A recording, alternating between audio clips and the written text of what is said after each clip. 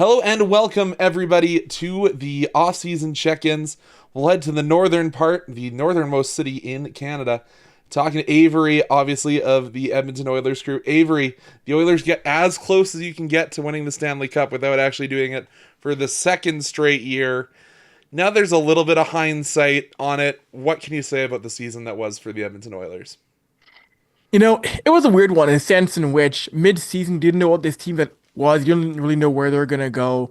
They still finished in third in the division. They get big series wins over Dallas, Vegas, LA, make it to a cup final. But once again, this is a team that just couldn't find a way to get over the hump on Florida. We saw in Game 6 of the final a team that ran out of gas and couldn't handle Florida's forecheck once again. So even though you got back to a cup final two years in a row, there's still an element of this team is missing maybe one or two more things, which is tough because we don't think it's going to be the revenge year, and it didn't happen this year, Conrad.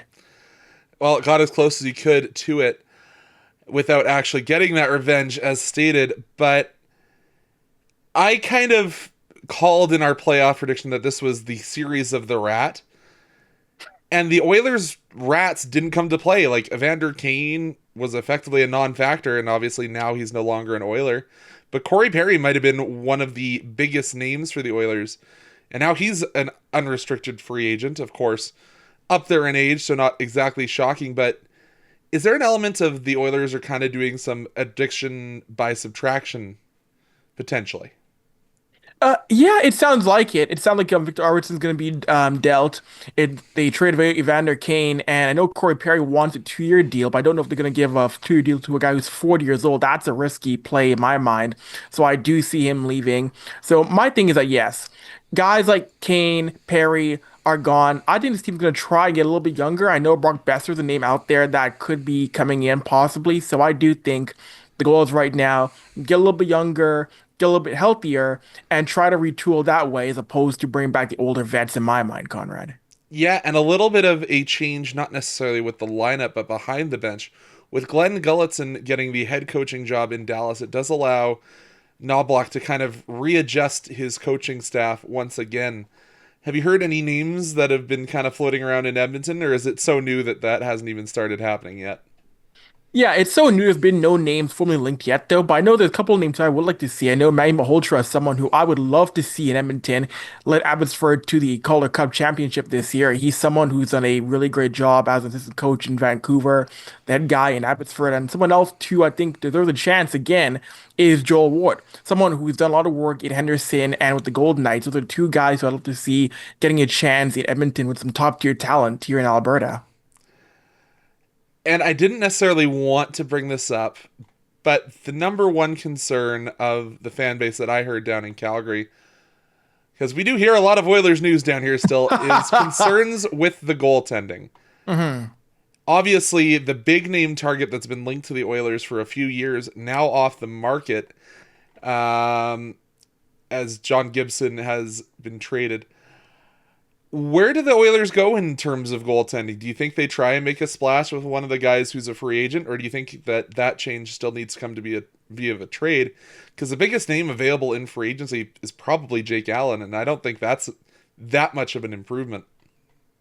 I do think this team does make. I know this team right now has been pretty quiet. They haven't been showing their cards in terms of goaltending. I know they do like Stuart Skinner. He's going to be here next year. He's on a team-friendly deal, homegrown player. That's a guy who is going to be back in net next year. But I do think a name out there is Alex Lyon. He's someone who I think to get out of Detroit. I mean, that team has what 55 goaltenders under contract, and now you're bringing Gibson to be another goaltender. I think Alex Lyon is someone who his team brings in, and you try to roll a 1A 1B tandem going into next fall. It's funny you say that because that was kind of a name that Maud was looking at for Ottawa potentially. Especially because if you look at the contracts that both those players have signed, Alex Lyon's cap hit probably fits around more where Edmonton would be hoping for rather than somebody, as I mentioned, like a Jake Allen or even potentially, who else was it that I was thinking of? Anton Forsberg, because I think both those guys will be asking for 3 plus, and Lyon probably is around that 2 million figure based on his body of work. But enough talking about the offseason, and we'll look to what just happened last week with the draft. Obviously, the Oilers did not have a pick in the first 2 rounds, and then they select Tommy Lafreniere, which some people feel was a bit of a reach, even in the 3rd round with that 83rd pick. What are your thoughts on Lafreniere and the rest of the Oilers selection from the draft? A lot of these guys, I mean, they'll get camp invites, they'll be in dev camp, but these are guys who are not going to be in the big club, maybe not until 2027, 2028. These are guys who you're drafting for long, long, long-term development. If you see any one of these guys playing next year or the year afterwards, his team might be in some trouble. So, like, that was a draft in which this front office has said, you know what? We're drafting for the next 3 to 5 years, not the next 2 to 3 in my mind. Yeah, and it's interesting. The most interesting selection to me was David Lewandowski, a player that had played at the top level in Germany, but decides, you know what? I'm going to come over, finish the year out in Saskatoon with the Blades, and did all right. So it's kind of interesting to see that selection coming the Oilers' way. And let's be honest, kind of probably have the biggest German influence on your team. So that seemed like a wise pick to me. But then with us talking about the addition by subtraction and the Oilers not necessarily having the most cap space and needing to reserve some cap space for next year, how do you address the holes in the lineup in free agency if you were in the front office instead of talking about the Oilers, Avery? It's not easy. I mean, you're able to, yes, get rid of Kane and not retain salary. That's a really big one now. So I would like to see his team do what they can to make space for a Besser because I think that's the kind of guy you want to bring into your top nine, who will be a very effective piece, who can still find a way to score, get points. But again, it's gonna be tough. I know this team is also in talks of possibly dealing away Adam Henrique, someone who when they brought him in a couple of years ago, I thought, oh, that's a nice signing. But in the postseason, again, Adam Henrique vanished. He wasn't there. The middle six just got caved in by Florida too often, too many times. So I do think this team will go out and try to move Arvidsson, try to move Henrique, and then see what they can try and acquire going forward. I know before deadline this team was linked to a Brad Marchand, but I don't know if you can make that work. I don't think he'll come in. I know it's more likely he'll be going to say probably Toronto than Edmonton. So I do think this team tries to go on their big fish play is a Brock Besser this summer here. So you do need to obviously make some move for that. And there are some people who have said, is Stuart Skinner the piece you need to move to start making headway? But you don't seem to think that's the case.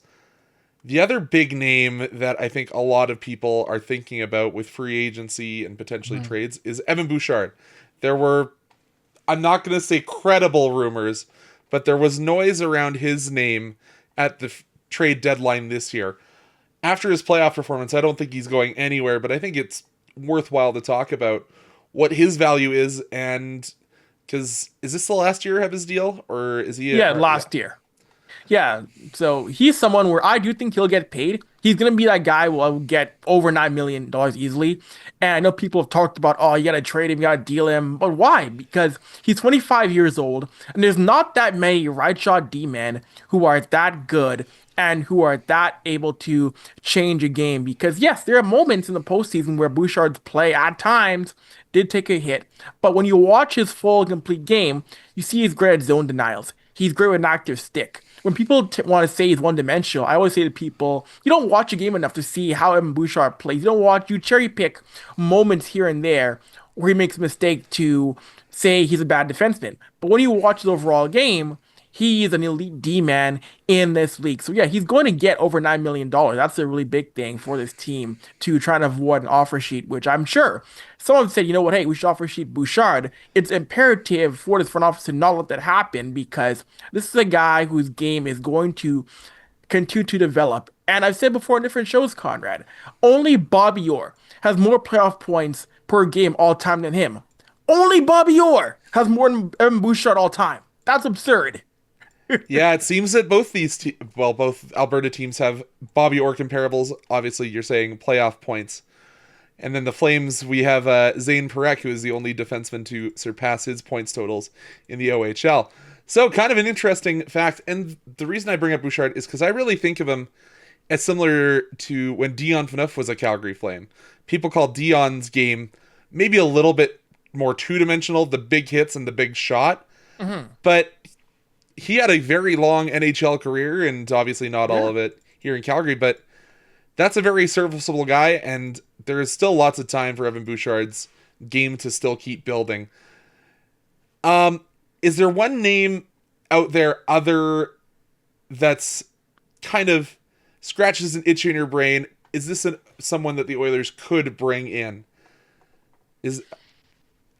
Because I have one that I think could potentially go, and it would be on his revenge tour, but I don't know if the salary cap is going to allow for it. Andrew Mangiapane. I think that's an interesting name for this Oilers squad. Yeah, I've heard that name as well too. I've heard that name as someone to watch out for, and I think he would be a solid fit in this market as someone we see him score before. We see him have the ability to be a very effective forward, and you put him in Edmonton's top nine. He's someone who could absolutely chip in on their top six. That's a name who I think could give you a solid 20-goal campaign. I should be on the radar. Absolutely, Conrad. But, Avery, thank you so much for making time in your overly busy schedule. Avery, the man who doesn't know how to say no. But we'll have to see how it goes, and I'm sure we'll talk again before regular season starts, Avery. Enjoy your quote-unquote off-season as much as you ever have one. We'll see you around, Dave. I'll try, Conrad. Thanks, buddy.